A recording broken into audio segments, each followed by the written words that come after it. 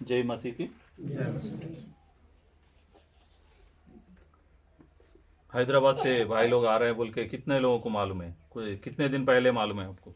आपको मालूम है? क्या नाम है आपका? मेरा नाम मनोराम है। मनोराम। जय मसीह की। भाई आपका? अनिल कुमार। अनिल कुमार। गणेश कुमार। गणेश कुमार। थोड़ा बहुत कुछ लोग, ज़्यादा लोगों को मालूम है। आप सोचते होंगे हैदराबाद से आ रहे हैं, उसको 3-4 आंखें होंगे, 7 फुट लंबे होंगे, दो तीन टांगे होंगे, पेट इतना बड़ा होगा, ज़्यादा खाते होंगे, ऐसा सोचा क्या? आप ही के जैसे हैं। बस हम लोग आपको, आप लोग हम जब वचन बांटते हैं, आपको दिखना चाहिए, इसलिए इसी कुर्सी पे बैठे हैं। इसके अलावा आपसे कुछ कोई भी चीज़ में हम बड़े नहीं हैं। आपके समान है, आपके भाई हैं, बस इतना आप ध्यान में रखें।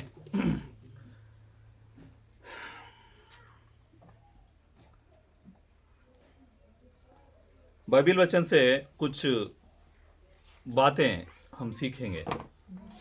कुछ हमेशा हम पढ़ते होंगे, सोचते होंगे, उन वचनों के ऊपर ध्यान देते होंगे, लेकिन कभी कभी इन वचनों का जो गहराई हमको मालूम नहीं पड़ता।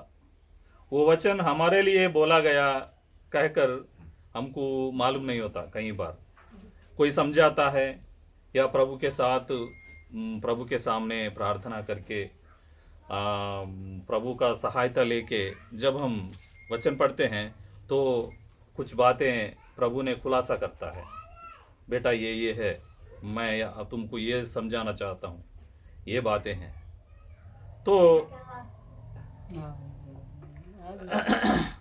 तो हम आज एक डाउट है, क्या हो गया? कुछ बोल रहा है? नहीं, कोई आया ना। आया, अच्छा आया तो आएगा, आके बैठेगा। समझ रहे ना बात, तो समझ में आ रहा ना इनका। कुछ मुश्किल तो नहीं हो रहा है? तुम लोगों के जितना बात नहीं कर सकता हूँ, लेकिन जितना भी बोलता हूँ आपको समझ में आए उतना ही बोलता हूँ। अगर मेरे बातों में कुछ उर्दू लफ्ज़ मतलब शब्द भी होंगे, थोड़ा इंग्लिश शब्द है, तो भाई लोग मेरा सहायता करें, हाँ? ताकि आप उस पूरा समझ में आए आपको। हमारा कलीसिया, जो पहले सदी का कलीसिया, पैदा होने का वजह क्या है?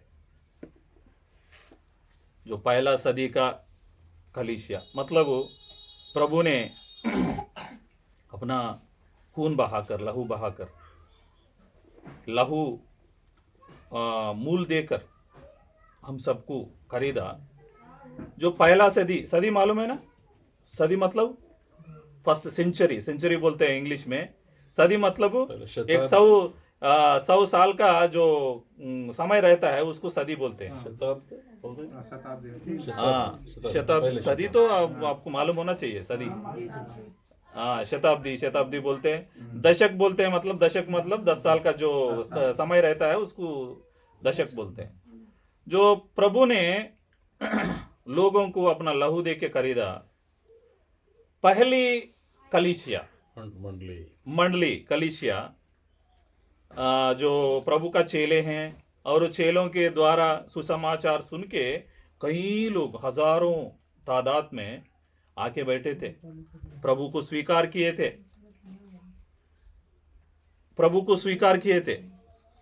तो प्रभु का नाम से बैठ के जब पत्रस सुसमाचार प्रकट करता था, वो ध्यान से सुन रहे थे, क्या है क्या नहीं है। जो वो कलीसिया, वो पहले शतक का जो कलीसिया किस आधार पर पैदा हुआ, उसका बर्थ कैसा हुआ। जब वो छोटा बच्चा पैदा होता है हमारा घर में, माँ बाप के वजह से वो बच्चा पैदा होता है, लेकिन कलीसिया किस आधार पर, किस बुनियाद पर वो पैदा हुआ मालूम है? मैं बताता हूँ।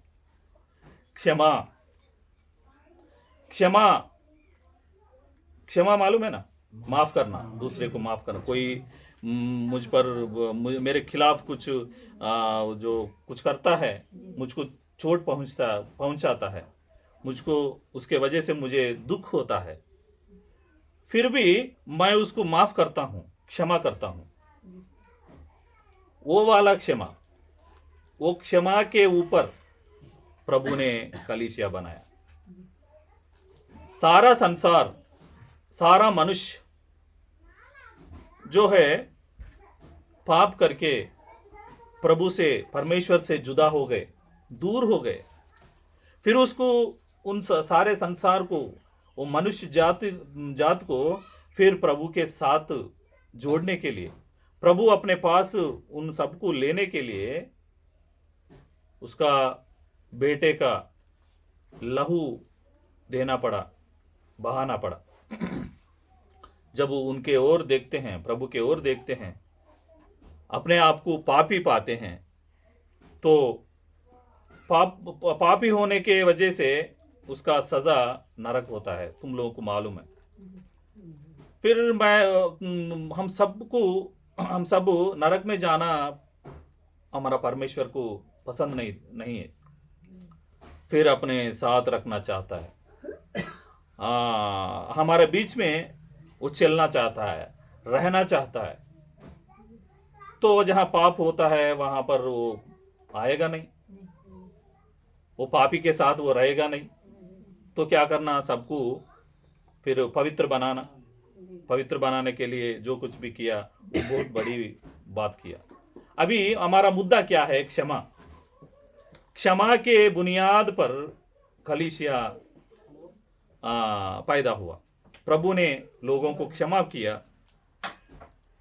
परमेश्वर के खिलाफ जो मनुष्य जाति पाप किया, फिर वो पाप को क्षमा करके सबको अपने साथ लाना चाहा, तो सारे लोगों को क्षमा किया प्रभु ने। वो बुनियाद है। फिर जब हमको क्षमा किया, हम लोग प्रभु के पास आए हैं, प्रभु के साथ बैठे हैं, तो हम कैसा रहना चाहिए? जब कलीसिया बनकर, उसका शरीर बनकर बैठे हैं, तो हमारे बीच में, एक दूसरे के बीच में कैसा रिश्ता होना चाहिए? एक दूसरे को कैसा, किस नजरिए से देखना चाहिए? एक दूसरे को कितना सम्मान करना चाहिए? एक दूसरे को कितना इज्जत करना चाहिए? ये सब सीखना चाहिए। ये सब वैसे बातों से नहीं बताया प्रभु ने। प्रभु ने वो काम कर दिखाया कि हम कैसा जिए, कैसा बात करें, कैसा बर्ताव करें लोगों से, अपने बाजू वाले से, जो कलीसिया में बैठे हैं, सिस्टर से, ब्रदर से, मैं कैसा बर्ताव करूं? बर्ताव समझ रहे हैं ना? कैसा व्यवहार करें, कैसा व्यवहार करें, ये सब प्रभु ने करके दिखाया। कुछ लोग बातें करते हैं बड़े बड़े, लेकिन वो करने के लिए खुद नहीं करते। सही है ना? बड़े बड़े बातें करते हैं, ये करो वो करो, लेकिन वो खुद नहीं करता। प्रभु ने कर दिखाया जो करना है। हम देखेंगे पहला यूहन्ना दूसरा अध्याय में, पहला यूहन्ना दूसरा अध्याय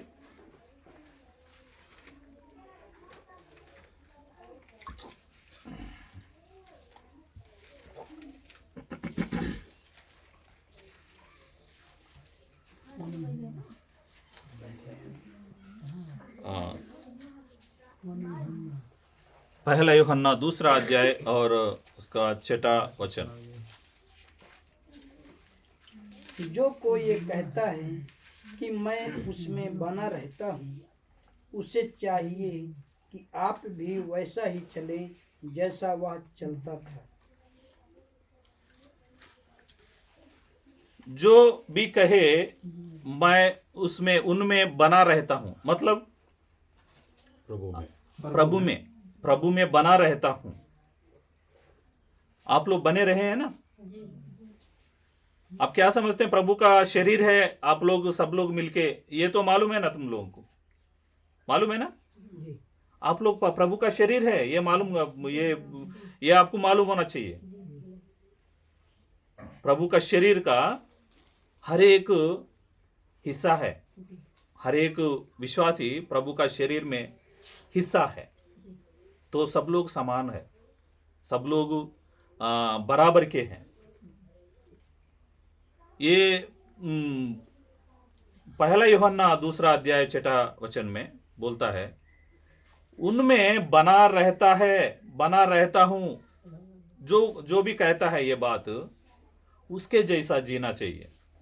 एक बार दोबारा पढ़िए भाई साहब। जो कोई ये कहता है हाँ, कि मैं उसमें बना रहता उसमें बना रहता हूं, मतलब उसका शरीर का हिस्सा मानता हूं, मैं कलीसिया का हिस्सा मानता हूं खुद को, वो हाँ आगे, उसे चाहिए कि आप भी वैसा ही चलें जैसा वह चलता था। जैसा वह चलता था। कौन चलता था? प्रभु यीशु मसीह ने जैसा चलता था वैसा ही चलना चाहिए। वो क्षमा किया था। मैंने पहले पहले बताया, कलीसिया क्षमा से शुरू हुआ। क्षमा के वजह से सारे हम लोग उसका नाम से बैठे हैं इधर, वरना हम नाश हो जाते, पाप में पड़े रहते, दुनिया का जो भाड़ है, दुनिया का भाड़ में बह जाते। सही है ना? कितना अच्छा मौका दिया प्रभु ने। मैं कलीसिया का हिस्सा, उसका शरीर का हिस्सा हूं कहकर कोई बोलता है तो उसके जैसा जीना चाहिए। उसने क्षमा किया। जिन लोग उसके लिए कुछ भी नहीं किया था, हम लोग क्या, तुम लोग प्रभु के लिए कुछ किया? कुछ नहीं किया, फिर भी उसने क्षमा किया। प्रभु का कलीसिया में हिस्सा जब मानते हो, प्रभु ने जैसा किया वैसा करो, क्षमा करो, प्रेम करो, एक दूसरे से इज्जत करो। प्रभु ने चेलों को बिठाया, 12 लोगों को, उसमें एक बदमाश था, यहूदा। एक बदमाश था, बेचना चाहता था। उस वक्त वो वहां पर योजना बना के आया था, प्रभु को बेचने का योजना बना के आया था। ये सब प्रभु को मालूम था, फिर भी यहूदा का पैर धोया, उसका पैर धोया, कपड़े से उसका जो पैर पहुंचा। वो बदमाश है ये मालूम होकर भी उसको क्षमा किया। मन में तो क्षमा किया, तुम ऐसा करने वाले हो बोल के बाद में बोला, लेकिन उससे पहले वो बदमाश है ये मालूम होते हुए भी क्षमा किया, उसको इज्जत दिया। कोई किसी का पैर धोता है क्या? नहीं धोता। इतना प्रेम किया उसका चेलों को। उसके पास जो सुसमाचार सुनने के लिए आते थे, कईयों को खाना दिया, कईयों को चंगाई दिया, कईयों को इतना प्रेम किया कि मैं अपना भाषा में, तुम्हारा भाषा में वर्णन नहीं कर सकता। एक जगह में बोलता है, उसके बारे में लिखना है तो पूरा सारा दुनिया काफी नहीं है, सारा दुनिया काफी नहीं है। वो लिखने लगो तो वो किताबें वो लिखने वाले लिखते रहेंगे, पढ़ने वाले पढ़ते रहेंगे, लेकिन वो काफी नहीं है प्रभु के बारे में, उसका प्रेम के बारे में बोलना है तो। इतना महान जो परमेश्वर है हमारा कि हम पर क्षमा किया। हम भी वैसा ही चलना। तुम लोग कलीसिया का भाग है मानते हो तो प्रभु के जैसा चलना, क्षमा करना, एक दूसरे को इज्जत करना। इससे क्या होता है मालूम है? प्रभु का प्रेम आपके बीच में बना रहता है। प्रभु का स्वरूप में, उसका जो स्वरूप में आप लोग बदलने लगते हो। प्रभु का जो परिपूर्णता मालूम है ना? समझते?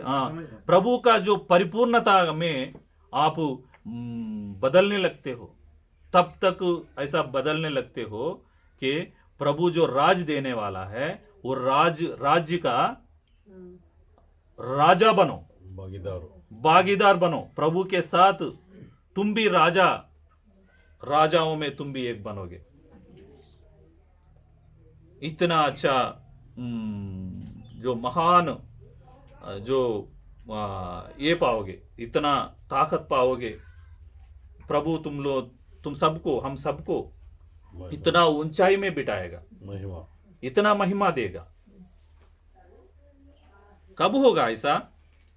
प्रभु के जैसा जब चलोगे तब होगा। प्रभु के जैसा जब चलोगे तब होगा। फिर एक वचन देखेंगे एफेसियों का, मतलब अभी हम क्षमा करेंगे। कब तक क्षमा करेंगे? हमेशा क्षमा करते ही रहना। तुम्हारा जीवन में ऐसे लोगों का सामना करना पड़ेगा जैसा यीशु मसीह ने यहूदा का सामना किया यीशु मसीह ने। ऐसा भी लोग तुम्हारा जीवन में आएगा। ऐसे ही जो बेईमान लोगों का सामना भी करना पड़ेगा। वो लोग बाहर का नहीं है, तुम्हारा कलीसिया का ही होगा। उसमें कोई आश्चर्य मत हो। वो ईसाई है मेरे जैसा, वो ऐसा क्यों किया? ऐसा करना नहीं चाहिए। फिर ऐसा धोखा दिया मेरे को, मैं उसका क्षमा नहीं करूंगा बोल के हमारा मन में विचार आएगा। लेकिन यहूदा प्रभु का चेला होने के बावजूद भी वो बेईमान बन गया, फिर भी प्रभु ने क्षमा किया। हम एक वचन देखेंगे इफिसियों का पत्री 4 अध्याय नंबर 4 वचन नंबर 32। इफिसियों का पत्री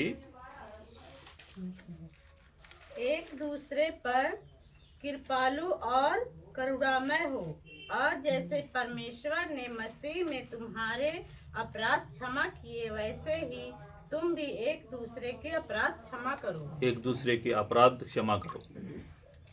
कौन ये एक दूसरा? हम सब। ये दुनिया वालों के बारे में नहीं बोल रहा है, नहीं। भाई बहन पौलुस ने। जो कलीसिया में दो बंदे हैं, वो उन दोनों का आपस की बात बोल रहे हैं। एक दूसरे को क्षमा करो। क्षमा कब होता है? जब कोई गलती करता है। जब कोई गलती करता है उसको, अभी मेरा जीवन में एक घटना हुआ। एक आदमी मेरे से बहुत निकट था, बहुत प्रेम करता था, मैं भी उससे बहुत प्रेम करता था। जो भी मेरा किसी को बांट नहीं सकता था, कुछ बातें उससे बांटता था। मेरे जीवन में ऐसा हो रहा है, मेरे को ऐसा विचार आ रहा है, मेरे मन में ऐसा चल रहा है, मेरा दिमाग में ये है वो है। किसी को बांट नहीं सकता था मैं उससे बांटता था। एक समय आया था, उसका मदद चाहिए था, तो भाई ऐसा हुआ, एक मसला है, उसको हल करना। मेरे तरफदारी में, मतलब मैं गलत जिस चीज में उसका मदद मांगा था उसमें मेरा गलती नहीं था, लेकिन वहां पर बात करने का एक भाई का सहायता चाहिए था। उससे मांगा मैं, भाई मेरे साथ आओ, ऐसा ऐसा मसला है बोल के मैं बोला, तो उसने हाँ जरूर जाएंगे। हम जाके वहाँ बैठे थे, सामने वाले से बात हो रहा था, उसने उसका तरफदारी कर रहा था। वो सामने वाला बदमाश था, मेरा पैसे छीनना चाहता था, मेरे कुछ ये छीनना चाहता था, उसका तरफदारी कर रहा है। ऐसा वो जैसा बोल रहा है, ऐसा करो नहीं तो मैं पुलिस थाने में केस लगा दूंगा, यही बोल रहा है। वो मेरा सामने वाला नहीं, जिसको मेरे साथ में मेरे तरफदारी करने के लिए लेके गया था, जो मित्र था, वो बहुत निकट था। वो बोल रहा था मैं तुमको पुलिस थाने में भेजूंगा। मैं इतना हैरान हो गया, मैं जिंदगी में कभी ऐसा नहीं सोचा था ऐसा होगा।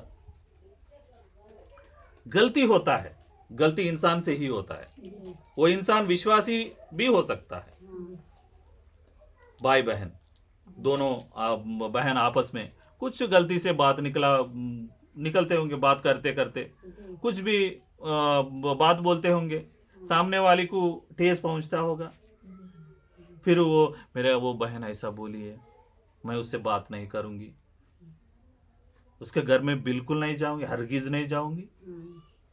ऐसा बोलना नहीं चाहिए, क्योंकि प्रभु यीशु ने ऐसा नहीं किया, पौलुस ने ऐसा नहीं लिखा। जब वो गलती किया उसको दूर रखो, ऐसा नहीं बोला, उसको क्षमा करो। एक बार फिर से पढ़ के सुनाओ भाई। एक दूसरे पर कृपालु और करुणामय हो, हाँ। और जैसे परमेश्वर ने मसीह में तुम्हारे अपराध क्षमा किए, वैसे ही तुम भी एक दूसरे के अपराध क्षमा करो। क्षमा करो।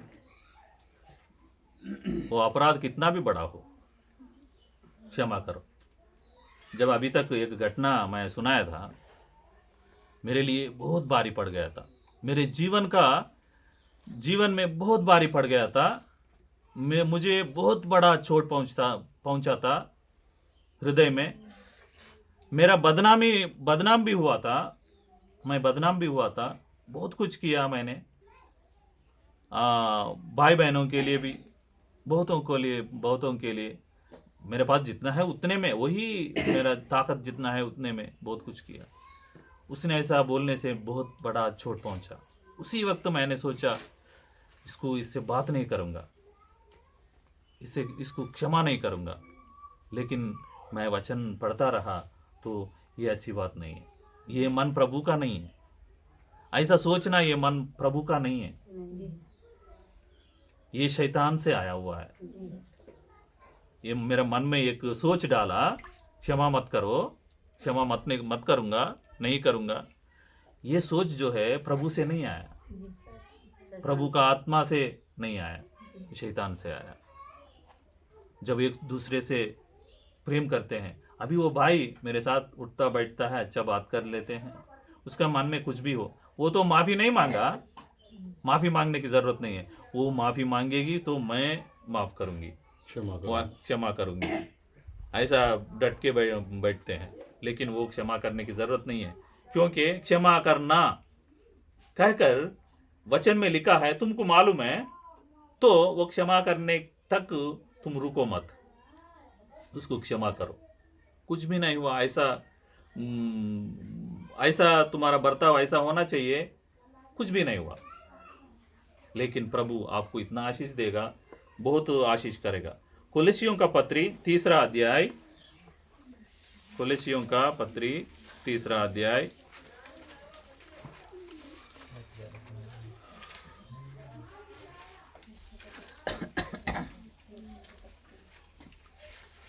वचन नंबर 13। भाई लोग, वचन मैं जब वचन मैं देता हूँ, जो लोग लिख लेते हैं तो मुझे खुशी होता है। और यदि किसी को किसी पर दोष देने का कोई कारण हो तो एक दूसरे की सह लो और एक दूसरे के अपराध क्षमा करो। जैसे प्रभु ने तुम्हारे अपराध क्षमा किए, वैसे तुम भी एक दूसरे के अपराध क्षमा करो। इसमें क्या लिखा है? कोई भी सोचता है मेरे भाई ने मुझे नुकसान किया, मुझे ठेस पहुंचाया,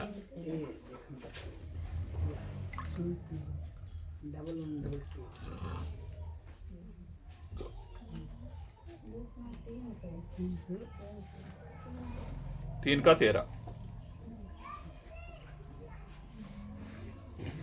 जो भी भाई ने सोचता है मेरे भाई मुझे नुकसान किया, मुझे ठेस पहुंचाया, तो यहाँ क्या लिखा है? और यदि किसी को किसी पर दोष देने का कोई कारण हो तो एक दूसरे की सह लो और एक दूसरे के अपराध क्षमा करो। जैसे प्रभु ने तुम्हारे अपराध क्षमा किए, वैसे ही तुम भी करो। वैसे ही तुम करो। ये वचन में क्या लिखा है? ये वचन में जब वो दोषी ठहरता है, वो आके तुमको क्षमा मांगेगा, तुमसे क्षमा मांगेगा, तब क्षमा करो, ऐसा लिखा है क्या? नहीं लिखा। वो क्षमा मांगने की जरूरत नहीं है। जब तुम उसको सह लेते हो, तुम्हारा सामर्थ्य क्या है वो प्रभु देखना चाहता है। वो उसको वहाँ कलीसिया में ऐसा कमजोर को खड़ा किया ताकि तुम्हारा ताकत, तुम्हारा जो बल लोग देख सके। ऐसा लोग रहना अच्छाई के लिए है। हर परिस्थिति को एक क्या बोलते हैं हिंदी में, जो अनुकूल दृष्टि से, पॉजिटिव दृष्टि से देखना। अनुकूल मतलब वो मेरा खिलाफत है, वो मेरा खिलाफ है, ऐसा नहीं सोचना। जो कुछ भी हुआ मेरा अच्छाई के लिए हुआ, भाई को सहना मेरा जिम्मेदारी है, ऐसा सोचना है। फिर एक वचन देखेंगे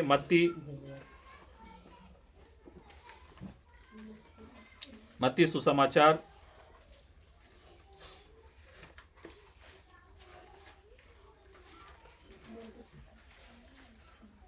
अध्याय नंबर 6 वचन नंबर 14। इसलिए यदि तुम मनुष्य के अपराध क्षमा करोगे तो तुम्हारा स्वर्गीय पिता भी तुम्हें क्षमा करेगा। प्रभु का महिमा, कितना अच्छा बात है। तुम्हारा भाई का या बहन का जो गलती तुम माफ करोगे, तुम भी कमजोर है ना, तुम भगवान तो नहीं है। मैं बिल्कुल गलती नहीं करूंगा, गलती नहीं करूंगी, मैं एकदम पवित्र हूं, बोलने का हिम्मत कौन करेगा? क्या कोई कर सकता है? गलती तो करेगा ना। जब तुम्हारा भाई या बहन तुम्हारे साथ कुछ गलत करता है, उसको तुम माफ करते हो, तो तुम्हारा जो स्वर्गीय पिता तुम्हारा गलतियों को माफ करता है। कई गलतियां करते होंगे तुम, सोचने से, तुम्हारा काम से, तुम्हारा बर्ताव से, प्रभु का जो वचन ना सुनते हुए प्रभु का मन को ठेस पहुंचाते हो, तब वो बहुत प्रभु को दुख होता है। जब तुम्हारा भाई को, तुम्हारा बहन को तुम माफ करते हो, तो प्रभु तुम्हारा जो गलतियां माफ करता है। तुम गलतियां करते हो, वो लिखता रहेगा प्रभु ने, ये गलती किया, ये गलती किया, ये गलती किया, पूरा लिखता रहेगा। जब तुम्हारा भाई या बहन को तुम उसका जो गलती को माफ करते हो, तो एक के बदले शायद 10-20 गलतियां प्रभु माफ करेगा। तुम एक माफ किया, सिर्फ एक ही माफ नहीं करेगा, क्योंकि तुम्हारा जैसा नहीं है परमपिता, तुमसे कहीं गुना बड़ा है, हमारा सोच से भी बड़ा है, तो तुमसे 100 गुना ज्यादा क्षमा करेगा। मेरे ख्याल से मैं समझता हूँ, प्रभु को समझता हूँ, मेरा परम पिता को समझता हूँ, जिसने मेरे को रचा है, इस दुनिया में लाया है, यहाँ तक लाया है तुम लोगों के सामने। एक गुना माफ करूंगा मेरे भाई का, तो मेरा 100 गुना प्रभु माफ करेगा, परम पिता, क्योंकि वो बड़ा है ना। तुम एक करेगा, मैं भी एक करूंगा, तो एक तुम दे दो, मैं एक दूंगा, ऐसा नहीं है। मैं एक दूंगा तो वो 100 देगा, एक माफ करूंगा तो वो मेरा गलतियां 100 माफ करेगा। इतना दयालु है हमारा प्रभु, हमारा परम पिता इतना दयालु है। ये सब मैं अभी आपसे बांटता हूँ, कई बार पढ़ा है ये सब, आपके साथ बांटते हुए मेरा हृदय फूल उठता है। फिर एक बार प्रभु को मैं ऐसा महसूस करता हूँ, मेरा हृदय फूल उठता है। प्रभु का महिमा। तो मार्कुस का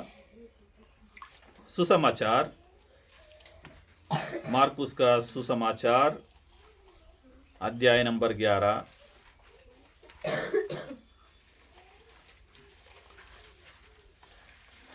25वां वचन नंबर 25। और जब कभी तुम खड़े हुए प्रार्थना करते हो, तो यदि तुम्हारे मन में किसी के प्रति कुछ विरोध हो तो क्षमा करो। देखा, तुम्हारा मन में किसी के प्रति विरोध है, मतलब वो भाई ने मेरे साथ ऐसा किया, वो भाई की वजह से मैं बहुत दुख हूँ, तो उसको क्षमा करो।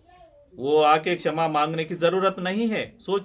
ये बात ध्यान में रखो, बिना क्षमा मांगे तुम माफ करते हो तो 100 गुना प्रभु ने माफ करेगा तुमको, क्योंकि तुमसे भी अच्छा है, मेरे से भी अच्छा प्रभु है, जिंदा प्रभु है।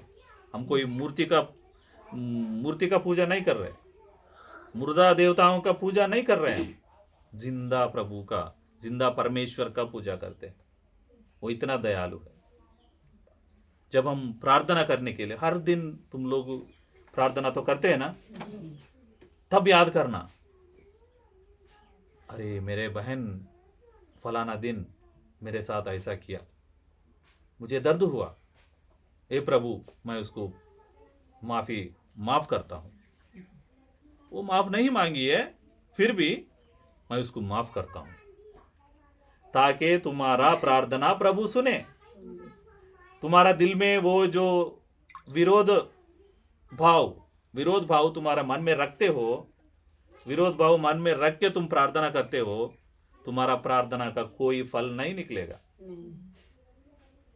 प्रभु मेरे को ये कमी है, प्रभु सहायता करो, लेकिन तुम्हारे अंदर ये कमी है, आत्मीय रूप से तुम ये तो तुम्हारे अंदर ये कमी है, तुम ठीक करो बोलेगा, बाद में तुम्हारा प्रार्थना सुनूंगा। बिना वो हमारा भाई ने माफी मांगे तुम माफ करो। हर बार जब तुम प्रार्थना के लिए घुटने टेकते हो, तब तुम्हारा भाई का, तुम्हारा बहन का गुनाहें माफ करके प्रभु के सामने जाओ। तब प्रभु और तुम्हारे बीच में जो बादल है, जो दीवार है, वो गिराया जाएगा। तुम्हारा आवाज प्रभु तक पहुंचेगा। तुम्हारा जो तुम बोलने से पहले तुम्हारा दिमाग का जो पुकार है, प्रभु सुनेगा। हाँ, मेरे बेटे को ये चाहिए। हम बोलने से पहले ही वो सुनेगा। तुम्हारा दिल में जो है, एक भाई हॉस्पिटल में पड़ा है, वो मौत का कैंसर है, वो मुंह का कैंसर है, वो कुछ नहीं बोल सकता, प्रार्थना नहीं कर सकता, ऐसा खड़ा है, वो आवाज़ नहीं आता, वो उसका जबान हिलता भी नहीं है, लेकिन उसके दिल में जो प्रार्थना है ना, प्रभु सुनेगा। आवाज़ आने से पहले प्रभु सुनता है हमारा दिल का आवाज़। मतलब हम पुकारने की जरूरत नहीं है, पुकारना है, लेकिन ऐसा भी परिस्थिति में जो तुम हो, फिर भी तुम्हारा आवाज सुनता है, तुम्हारा प्रार्थना सुनता है। फिर हम क्षमा नहीं करेंगे। अभी तक क्या है, क्षमा करो क्षमा करो क्षमा करो। अरे यार, मैं इंसान हूं, क्यों क्षमा करूं? मेरे जो शरीर में खून है, मेरे शरीर में ये है, मैं नमक खाता हूं, मेरे पास भी ये है वो है बोल के सोचते होंगे, पावरफुल है, यानी हम लोग भी ताकतवर है, मैं क्यों क्षमा करूं? वो साइकिल चलाता है, मैं गाड़ी चलाता हूं, क्या उससे मैं कम हूं क्या? क्यों क्षमा करूं? वो आके मेरे सामने घुटने टेकेगा, तब मैं क्षमा करूंगा, वैसा लगेगा। उसके साथ क्या होगा? क्योंकि क्षमा करो तुम मैं ये नहीं बोल रहा हूं तुम कमजोर बनो, लेकिन क्षमा ना करने से क्या होता? ताकत वाला मतलब क्षमा नहीं करना नहीं है। क्षमा वो करता है जो ताकत वाला है।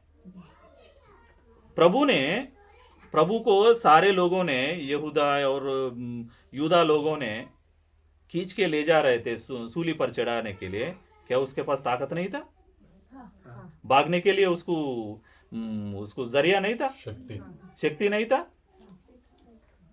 वो पतरस से बोलता है, अगर मैं मांगू तो हजारों सैनिक मुझे बचाने के लिए आएगा, पूरी पलटन, ऐसा बोला। हाँ, वो कुछ हिसाब है वहां, 12 पलटन। हाँ, इतने लोग आएंगे।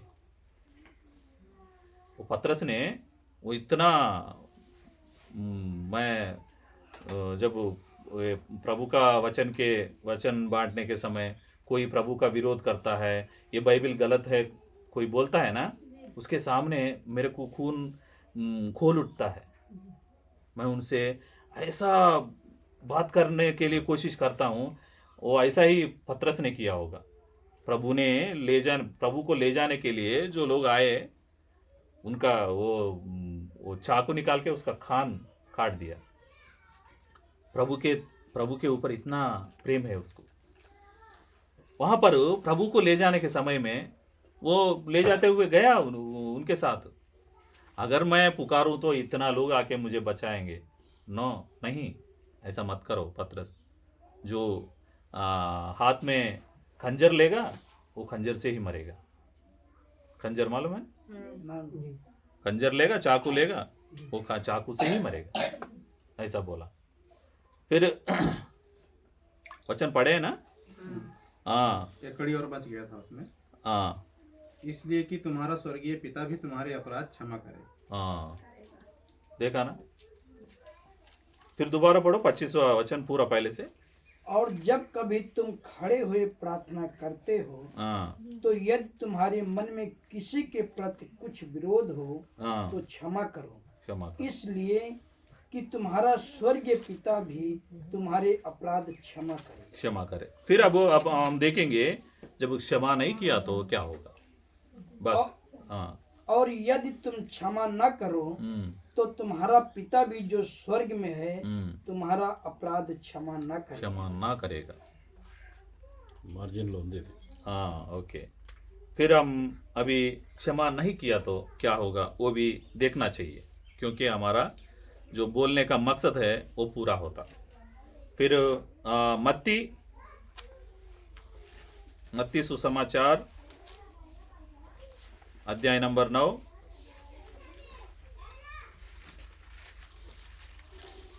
5 और 6 वचन।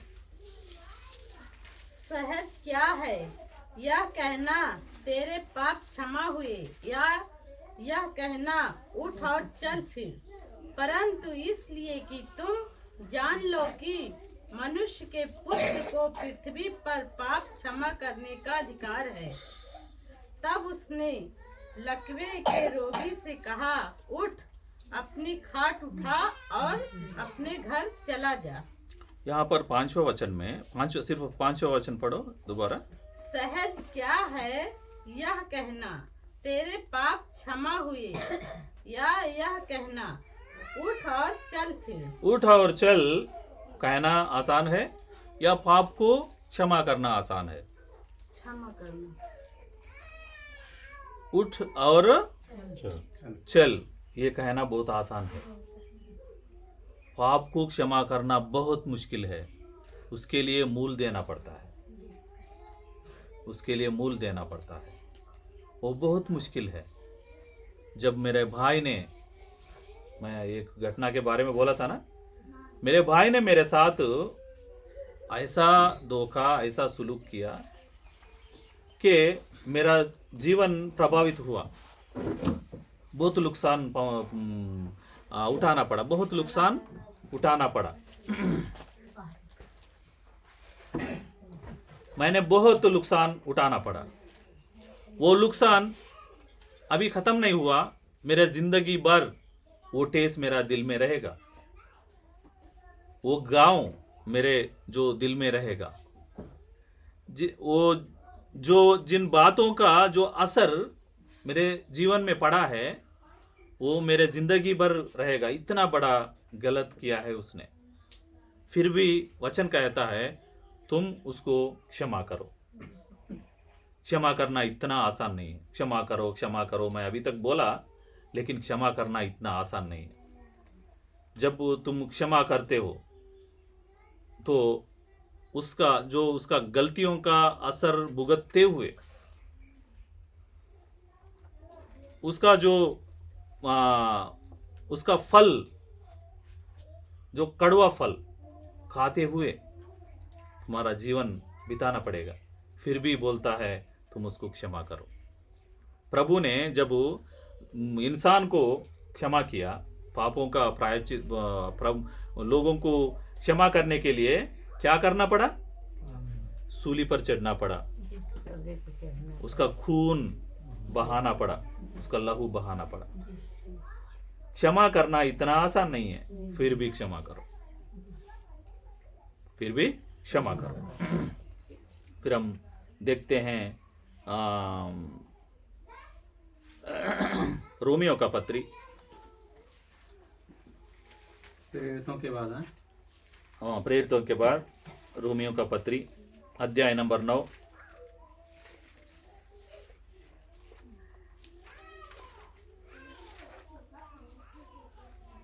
अध्याय नंबर 9 और वचन नंबर 17।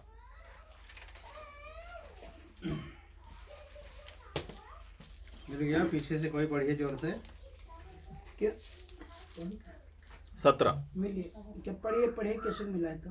क्योंकि पवित्र में फिरौन से कहा गया, मैंने तुझे इसीलिए खड़ा किया है कि तुझ में अपनी सामर्थ दिखाऊं और मेरे नाम का प्रचार सारी पृथ्वी पर हो। देखा, फिरौन ने उसका दिल इतना कठिन हुआ कि इस्राएलों के खिलाफ बहुत कुछ किया, उनको दुख पहुंचा, कई बार उनका हिंसा किया, बहुत मुश्किल उठाना पड़ा इस्राएलियों को। इस्राएल लोग कौन है? प्रभु का बच्चे हैं, प्रभु का बच्चे हैं, बेटा बेटियां हैं। दुनिया से अलग किया गया प्रभु का जो बच्चे हैं। प्रभु का बच्चों को किसी ने छूता है तो प्रभु का एक तुमको ठेस पहुंचाने के लिए कोई तुमको छूता है तो प्रभु का आंख में उंगली लगाने से बराबर है। ये बात मालूम है? तुमको ठेस पहुंचाने के लिए, दुख देने के लिए कोई तुम पर हमला करता है या छूता है या कुछ बात करता है तो प्रभु का आंख में उंगली लगाने से बराबर है। एक किसी का आंख में उंगली लगाएंगे तो उसको कितना तकलीफ होगा? इतना तकलीफ प्रभु को होगा। मतलब तुम इतना प्रभु का नजरिए में तुम कितना जो क्या बोलते हैं, इतना बड़े हो, बहुमूल्य हो। ये शब्द तो बार बार याद दिलाता है, मेरे को याद नहीं रहता। बहुमूल्य हो तुम, इसलिए वो आंख बना के रखा तुमको जो छूता है उसको प्रभु का आंख में उंगली लगाने से बराबर है। उसको दर्द होता है, जब दर्द होता है तो वो नहीं रुकता, वो चुप नहीं बैठता। तुम्हारा दुश्मन के साथ जो करना है, जो सुलूक करना है वो प्रभु करेगा जब तुम माफ करोगे। यहाँ पर ये दोबारा पढ़िए भाई। क्योंकि पवित्र में फिरौन से कहा गया, मैंने तुझे इसीलिए खड़ा किया है कि तुझ में अपनी सामर्थ्य दिखाऊं और मेरे नाम का प्रचार सारी पृथ्वी पर हो। हाँ, ये फिरौन ने इतना कठिन क्यों हुआ कि बहुत स्पष्ट रूप से लिखा गया है, प्रभु का नाम लोगों तक पहुंचे। जो लोग उसका नाम नहीं जानते हैं वहां तक पहुंचे। फिर हम एक वचन पढ़ते हैं, रोमियो का पत्री 11 अध्याय, एक पन्ना पलटी है बस। 11 अध्याय अभी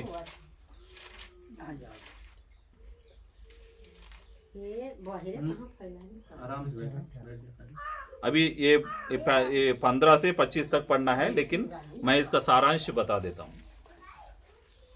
रोमियो 11 अध्याय 15 से 25 पढ़ने की जरूरत नहीं है, मैं इसका सारांश बता देता हूँ क्योंकि बहुत टाइम लगेगा।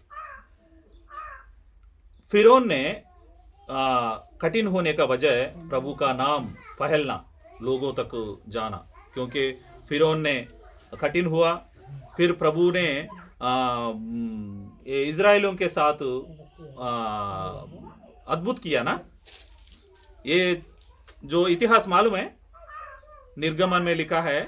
निर्गमन आप लोग पढ़ो बाद में। निर्गमन में क्या क्या किया इजराइलियों के साथ में प्रभु ने, इतना कुछ क्यों किया।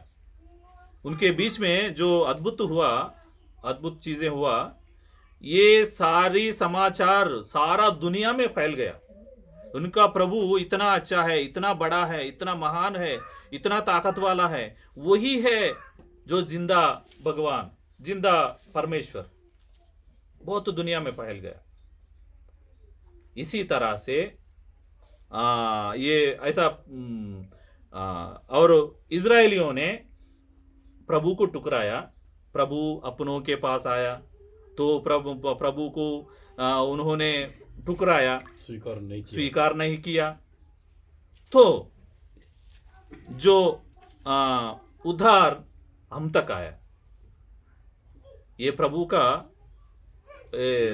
योजना है, प्रभु का योजना है, हम तक आया। अभी मैं क्या बोलना चाहता हूं, हमारा मुद्दा क्षमा है ना। जब तुम्हारा भाई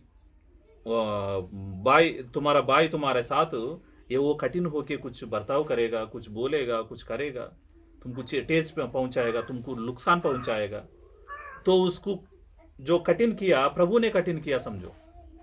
क्यों मालूम है? तुमको ताकत वाला ठहराने के लिए, तुमको जो राज्य देने के लिए, तुमको राजा का सिंहासन में बिठाने के लिए।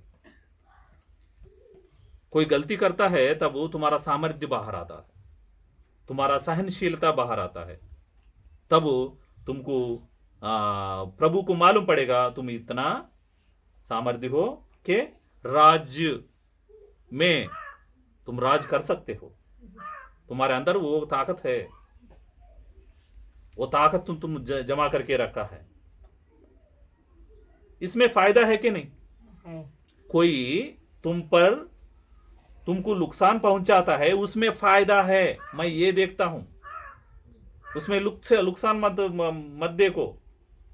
ये देखता हूं तो कोई मेरे साथ ये ऐसा बर्ताव किया, नुकसान किया, यही सोच कर बैठ जाते हो। प्रभु का नाम जो प्रभु को महिमा नहीं होता। वो कोने से देखो उसको, तुम्हारा भाई तुमको दुख पहुंचाया, वो कोने से देखो कि उसको प्रभु ने खड़ा किया, प्रभु ने उसको इंतजाम करके मेरे सामने रखा। मैं उसको सामना करना है कि मेरा सामर्थ्य बाहर आए, मेरा सामर्थ्य को प्रभु देखे। इस तरह से चीजों को हम देखने लगते हैं तो वही कलीसिया है। कलीसिया में एक दूसरे के बीच में नफरत नहीं होना चाहिए। अभी तक भाई ने बोला ये हाथ और ये हाथ के बीच में नफरत नहीं होता है क्या? चल तुम मेरे को सेवा नहीं किया, परसों तुमने नहीं किया तो मैं क्यों करूं? ऐसा कोई हाथ ऐसा बोलता है? बोलता है मतलब वो बोल नहीं सकता, लेकिन वो जो काम करता है वो काम ना करते हुए वैसे रहते नहीं ना, सेवा करता है। ये जो हमारा जिस्म में, हमारा जो शरीर में अंग है, एक दूसरे का सेवा करता है। यही जो नियम है प्रभु का जो कलीसिया में रखा, एक दूसरे का सेवा करो, एक दूसरे को सम्मान करो, एक दूसरे को, अगर कोई कमजोर है उसको सहन करो। वो जब तुमको दुख पहुंचाएगा तो उसको सहन करो, उसको माफ करो। यही एक कलीसिया का जो धर्म है, नियम है। क्षमा के ऊपर कलीसिया ने पैदा हुआ, ये बात से मैं शुरू किया। क्षमा के ऊपर कलीसिया ने कलीसिया को पैदा किया प्रभु ने। उसी तरह से एक दूसरे को क्षमा करो, एक दूसरे पर प्रेम दिखाओ।